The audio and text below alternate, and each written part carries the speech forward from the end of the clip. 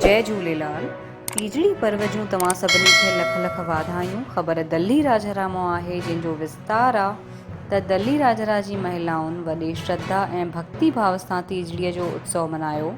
सभिनीनि महिलाउनि स्थानीय सिंधी गुरुद्वारे में सुबुह 9 वॻे खां पूजन लाइ पहुचण लॻियूं ऐं तीजड़ी माता खे झूले में झुलायो ऐं लोटे सां उन्हनि खे जल चढ़ायो ऐं पंहिंजे सुहाग सां सॼी ज़िंदगी ख़ुशी ख़ुशी जीअण जी ऐं बीतण जी प्रार्थना कयनि। सभिनीनि महिलाउनि हथनि में आकर्षक मेहंदी सजाई हुई।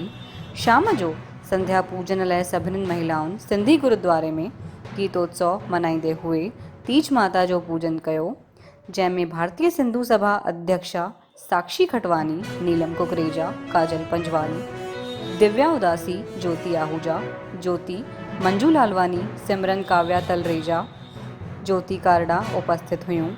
सभिनीनि हिक ॿिए खे वाधायूं ॾिननि ऐं चंड बि पंहिंजे निर्धारित समय 9:30 वॻे दर्शन ॾिननि, जंहिंखे महिलाउनि अर्घ ॾींदे हुए पूजन प्रक्रिया पूरी कई ऐं पंहिंजे विर्त जी पालना कई। साॻी ख़बर वणी आहे त लाइक कयो, शेयर भी कयो, असांजे चैनल खे सब्सक्राइब कयो। जय झूलेलाल। में जोत जगाइण वारा सिंधी।